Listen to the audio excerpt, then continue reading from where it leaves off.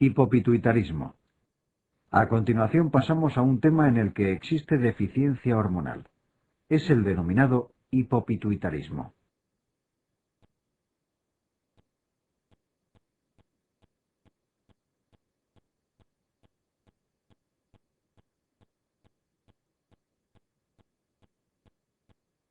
Causas del hipopituitarismo. El hipopituitarismo viene definido por el déficit de una o varias hormonas, y la etiología, como se aprecia en la tabla, puede ser múltiple. Las causas idiopáticas son extraordinariamente infrecuentes. Por el contrario, las enfermedades granulomatosas pueden infiltrar con frecuencia la hipófisis. Y es importante tenerlo en cuenta en los pacientes con este tipo de enfermedades.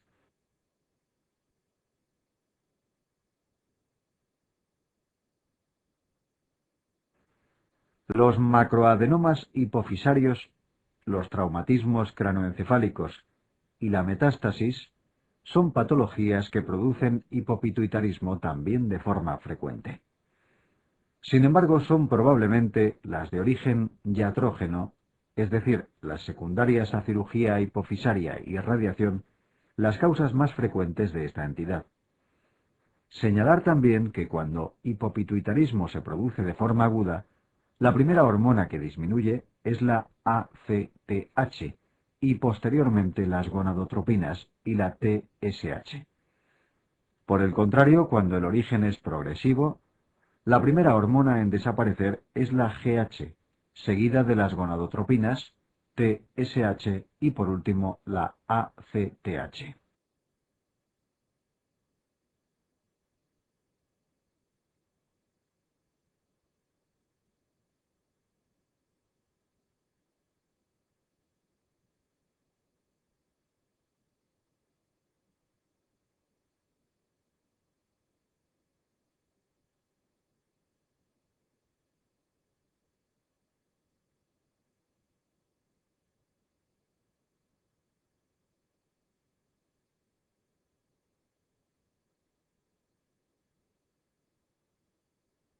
Comentario pregunta 12.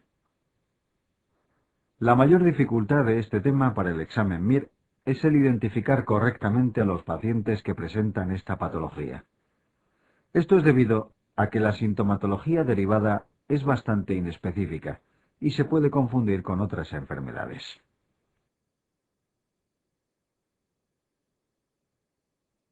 Por ejemplo, comentaremos la pregunta 12 del test.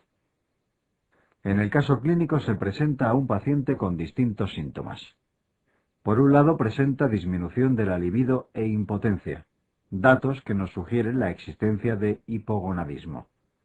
También asocia astenia, náuseas y vómitos, que son síntomas de déficit de cortisol. Y por último, la letargia, la piel seca y el estreñimiento son característicos del hipotiroidismo.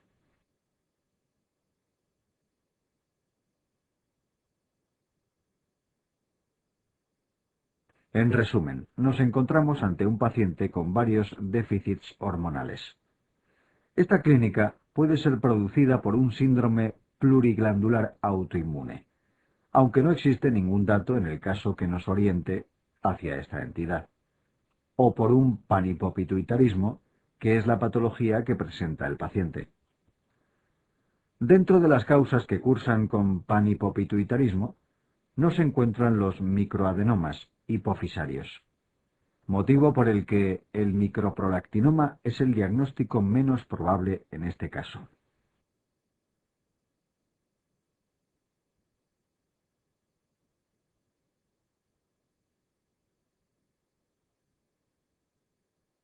El último aspecto relevante de este tema es el diagnóstico y el tratamiento, que vienen reflejados en la presente tabla. Es fundamental conocer perfectamente qué determinaciones son de elección para cada déficit hormonal. Así, para la hormona de crecimiento, aunque la existencia de unas cifras disminuidas de IGF-1 orientan hacia esta entidad, la hipoglucemia insulínica es la prueba de elección. En esta se aprecia una ausencia de elevación de la GH en una situación de hipoglucemia mantenida.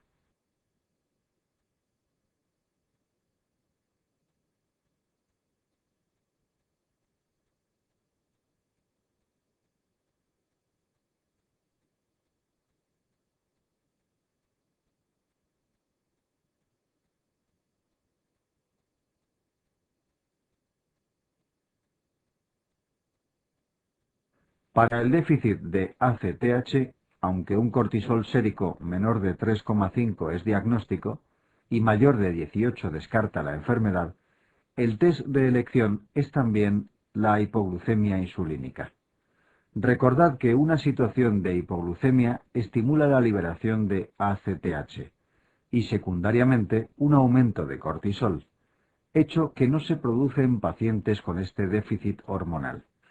Para el déficit de prolactina, el estímulo con TRH es de elección, aunque no se suele realizar, dada la escasa relevancia clínica del déficit de prolactina.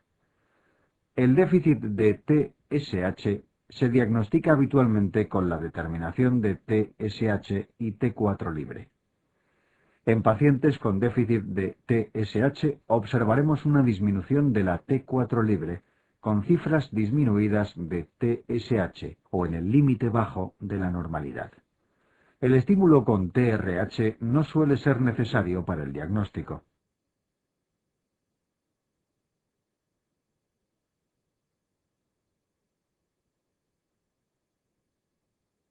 Igualmente sucede con el déficit de LH y FSH. Para su diagnóstico se determinan basalmente junto al estradiol en la mujer y la testosterona en el varón. Encontraremos una testosterona o estradiol disminuidos y unas gondotropinas disminuidas o en el límite inferior de la normalidad. En cuanto al tratamiento, las primeras hormonas a sustituir serán los glucocorticoides, seguidas de la tiroxina. Posteriormente se administrará la GH y las hormonas sexuales. La prolactina no necesita tratamiento sustitutivo.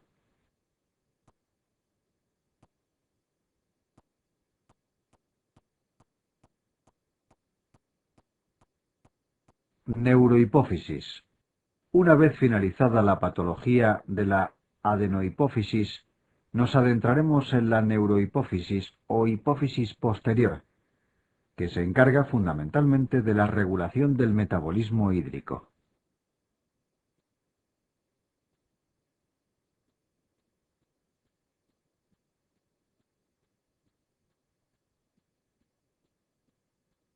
Acciones de la ADH.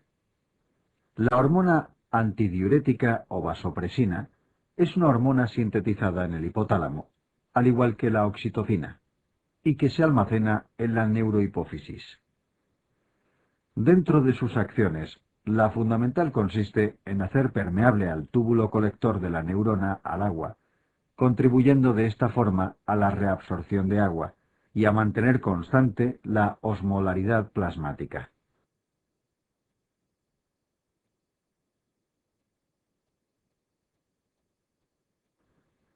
Además de esta acción, en concentraciones suprafisiológicas es capaz de unirse a los receptores V1 y producir vasoconstricción, siendo esta función de especial importancia en situaciones de hipotensión severa. Otras acciones menos importantes clínicamente pero de interés fisiológico consisten en la estimulación de la secreción de ACTH y de GH.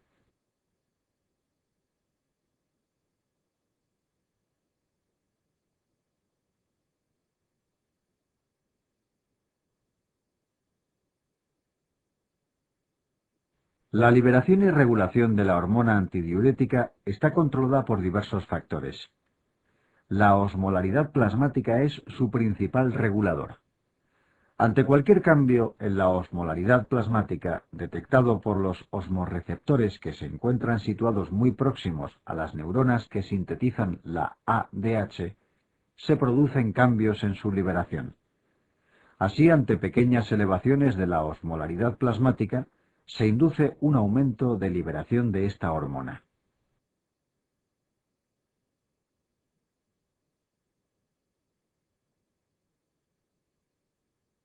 El volumen plasmático también se encuentra relacionado con la hormona antidiurética. Ante una disminución del volumen plasmático detectado por la aurícula izquierda y las venas pulmonares, se produce una respuesta compensadora que estimula la liberación de ADH. Esta respuesta también se produce ante situaciones como la bipedestación y la vasodilatación. Otro estímulo para su liberación es la existencia de hipotensión, que es detectada por los varorreceptores localizados en la arteria carótida.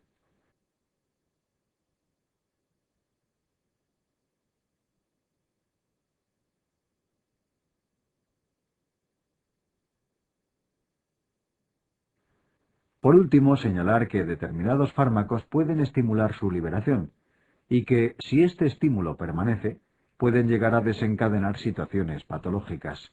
Entre los más destacados se encuentran la nicotina, morfina, ciclofosfamida, clorpropamida y carbamazepina.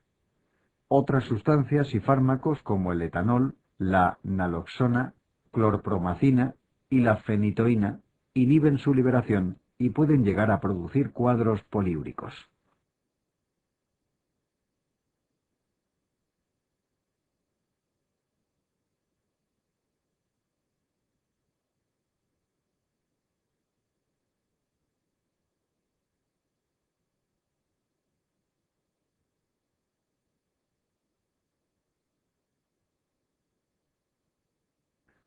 Diabetes insípida. La primera patología que vamos a describir de la neurohipófisis es la diabetes insípida. Esta enfermedad se caracteriza por la liberación por el organismo de grandes cantidades de orina diluida. Se distinguen dos tipos de diabetes insípida claramente diferenciados, que son la central y la nefrogénica.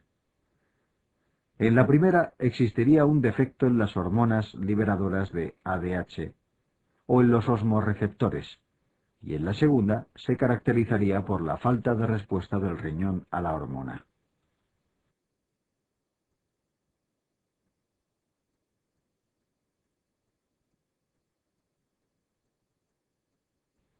La etiología de ambas es variada. Dentro de la central, la causa más frecuente es la idiomática, seguida de los traumatismos cráneoencefálicos y los tumores. Las formas familiares se pueden transmitir de forma autonómica dominante y son extremadamente infrecuentes. Por otra parte, de la diabetes insípida nefrogénica, merece destacar en su etiología las alteraciones iónicas como la hipopotasemia y la hipercalcemia, dado que pueden aparecer en otras enfermedades endocrinológicas.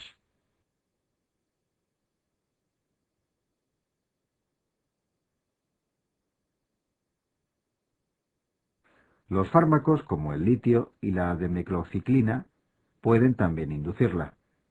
Y al igual que en la forma anterior, existen trastornos hereditarios muy raros que se transmiten de forma recesiva ligada al sexo.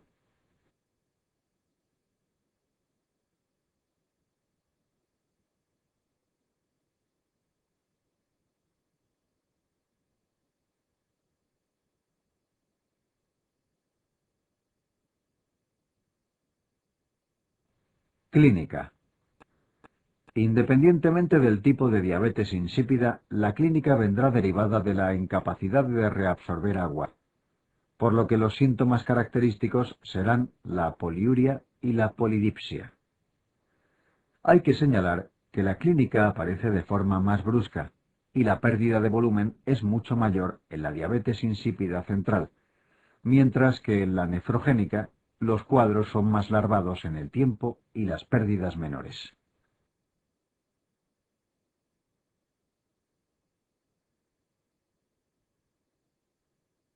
Desde el punto de vista analítico, encontraremos una orina diluida, con un descenso de su osmolaridad, mientras que habitualmente la osmolaridad y sodio plasmáticos se mantendrán en el rango de la normalidad, al asociar también polidipsia. Sin embargo, personas como los ancianos, los niños y en situación crítica podremos encontrar datos que indiquen deshidratación, como una elevación tanto del sodio como de la osmolaridad plasmática, al tener menos acceso a la ingesta de líquidos.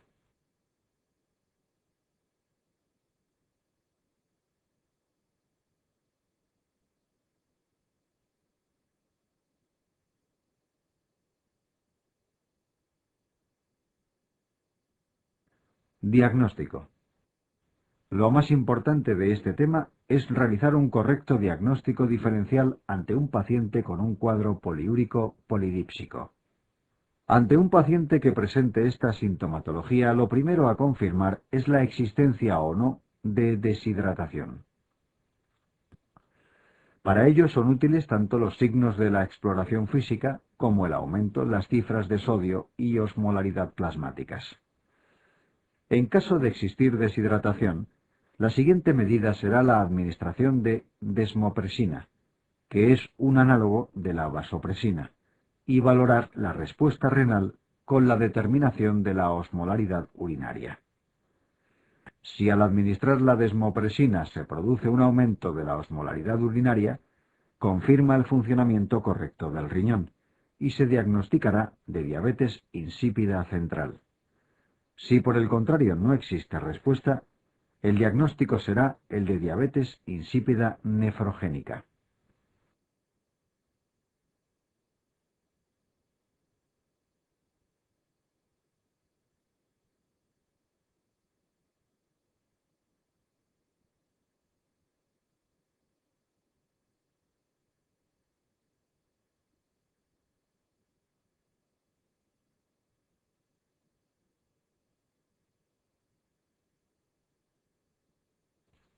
Si el paciente no se encuentra deshidratado, la prueba a solicitar, en primer lugar, será el test de deshidratación. En esta prueba no se le permite al paciente la ingesta de líquidos y se realizan determinaciones periódicas del sodio y la osmolaridad plasmática y de la urinaria. Si con la restricción hídrica experimenta de forma espontánea una elevación de la osmolaridad urinaria, nos indica que tanto la secreción de la ADH como el riñón no presentan patología y se catalogará de polidipsia primaria o potomanía.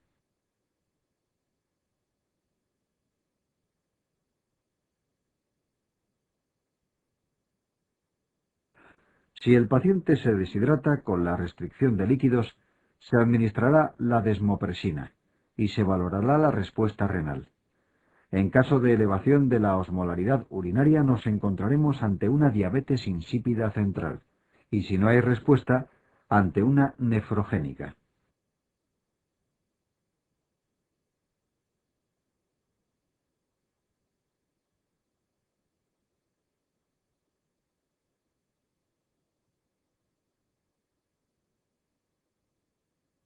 Prueba de la sed. En este gráfico viene representada la respuesta de la osmolaridad urinaria durante el test de deshidratación en distintas situaciones clínicas. Como se puede observar, se produce una elevación de la misma de forma espontánea, tanto en sujetos sanos como, aunque de menor intensidad, en pacientes con polidipsia primaria. En los pacientes con diabetes insípida central, se apreciaría un aumento de la osmolaridad urinaria solamente al administrar la desmopresina, mientras que los pacientes con diabetes insípida nefrogénica no experimentarían ninguna respuesta al fármaco.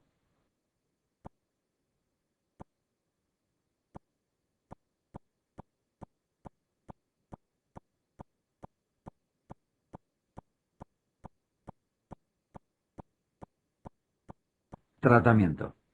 El tratamiento de la diabetes insípida varía en función de si se trata de una diabetes insípida central o nefrogénica. En el caso de la diabetes insípida central, el tratamiento consiste en administrar la hormona deficitaria, es decir, la ADH. Existen distintos preparados sintéticos que sustituyen a esta hormona, siendo el más empleado en la actualidad la desmopresina, que se puede administrar en forma de comprimidos, gotas y sprays nasales o por vía subcutánea.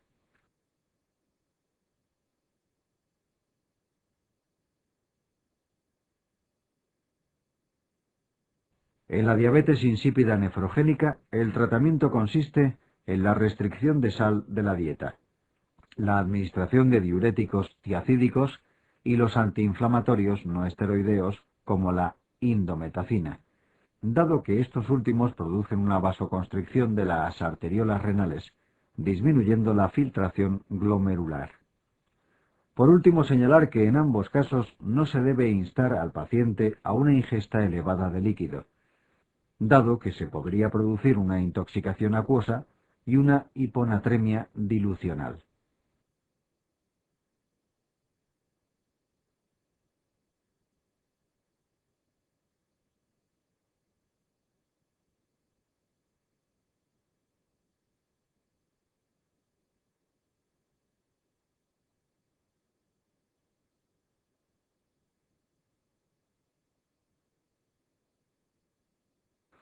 Secreción inadecuada de ADH, SIADH. La otra patología fundamental de la neurohipófisis es la secreción inadecuada de ADH, más conocido como SIADH. En esta patología se produce un aumento exagerado de la secreción de ADH, que es independiente de la osmolaridad plasmática.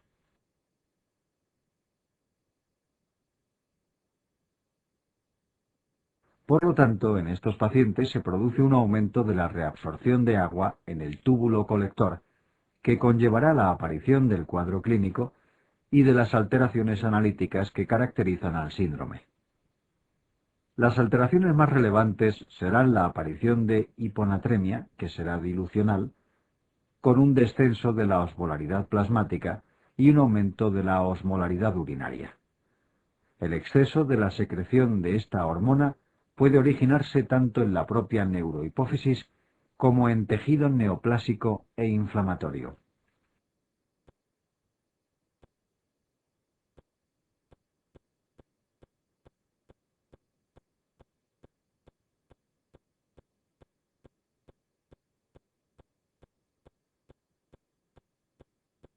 Etiología.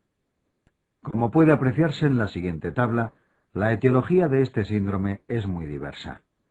Es importante destacar que en las patologías del sistema nervioso central, como en las infecciones, traumatismos, fracturas y cirugías, es frecuente su aparición.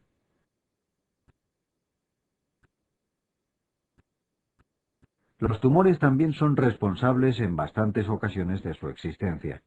De especial mención son el microcítico de pulmón, los tumores pancreáticos y el timoma, donde además de secretar ADH, pueden producir otros síndromes paraneoplásicos, como el síndrome de Cushing por secreción ectópica de ACTH.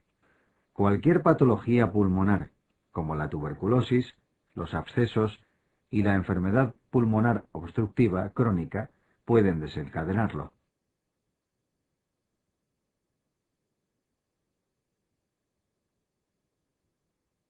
Por último, señalar que los fármacos que anteriormente fueron mencionados y que presentaban la capacidad de estimular su secreción pueden generar este síndrome, así como en el hipotiroidismo, cuadro que también puede cursar con hiponatremia.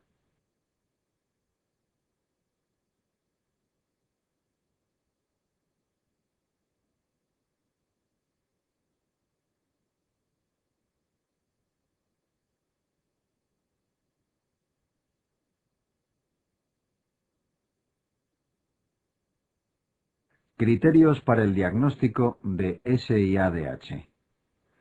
Para realizar de forma correcta el diagnóstico de SIADH, se deben descartar otros procesos que pueden cursar con hiponatremia y osmolaridad plasmática disminuida. Una característica de este síndrome es la ausencia de edemas y la existencia de un volumen circulante normal. Por lo tanto, se deberá distinguir de cuadros que se asemejan analíticamente, como el hipotiroidismo y la insuficiencia suprarrenal primaria.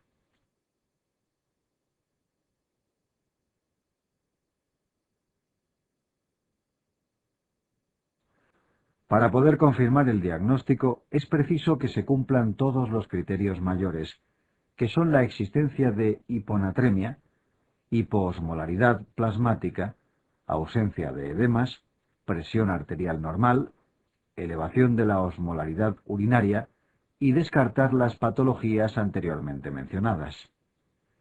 Los criterios menores no son precisos para el diagnóstico. La prueba de sobrecarga hídrica casi nunca se realiza ante el riesgo de empeoramiento de la clínica al agravar la hiponatremia, y los niveles de vasopresina no se suelen determinar con las técnicas de laboratorio habituales.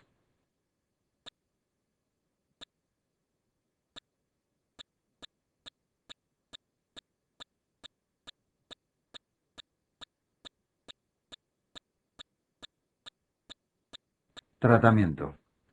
Evidentemente, el tratamiento del SIADH debe ir encaminado a tratar la causa que lo desencadena. Sin embargo, en muchas ocasiones no es posible, y es preciso administrar un tratamiento sintomático. El tratamiento de elección dependerá de la clínica que presente el paciente y de las cifras de sodio plasmático.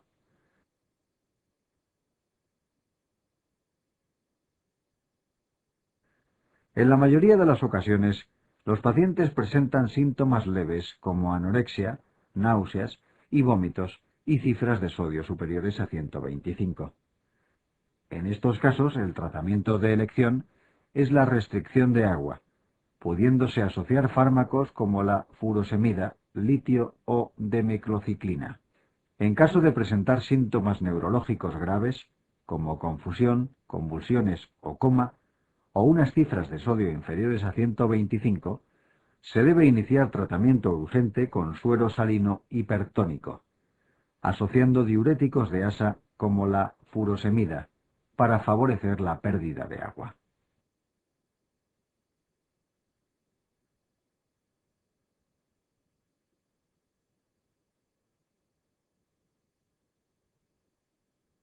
Patología tiroidea. A continuación vamos a explicar la patología tiroidea.